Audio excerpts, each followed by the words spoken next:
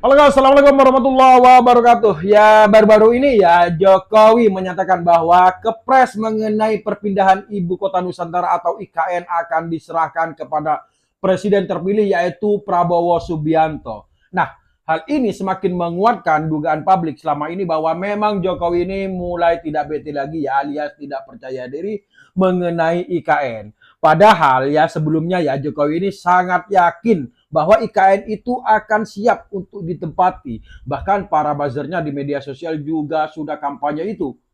Belum lagi para artis dan influencer juga pernah dikerahkan oleh pihak istana untuk mempromosikan IKN dengan anggaran yang miliaran rupiah.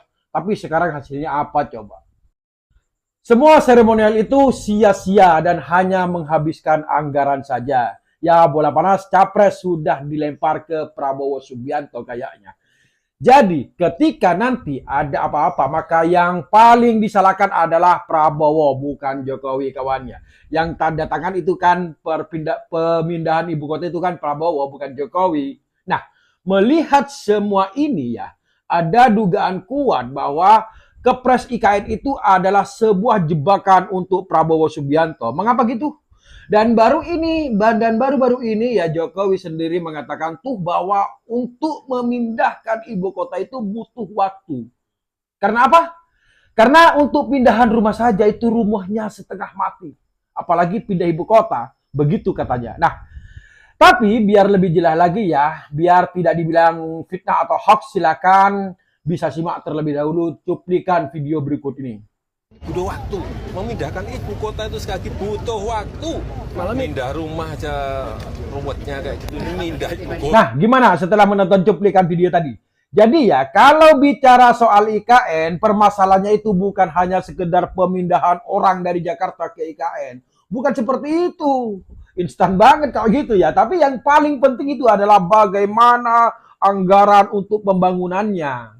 Bayangkan saja ya, sampai sekarang ini, detik ini ya, anggaran untuk pembangunan IKN itu masih bersumber dari IA, masih bersumber dari APBN. Jadi belum ada satupun investor asing yang masuk.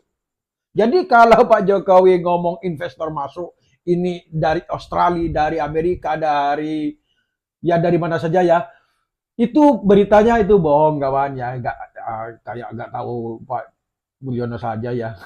Nah, inilah yang akan menjadi beban bagi pemerintah Prabowo ke depannya. Karena apa? Karena biaya untuk pembangunan IKN itu tidak sedikit, kawan. Butuh triliunan. Total anggaran yang dibutuhkan itu sekitar 466 triliun rupiah itu yang sudah masuk. Nah, pertanyaannya adalah apa jadinya ketika tidak ada satupun investor asing yang masuk? Apa justru nggak semakin membebani negara? Belum lagi soal beban hutang yang semakin hari semakin menggunung. Bayangkan, hutang negara itu sudah 9.000 triliun. Bayangkan coba.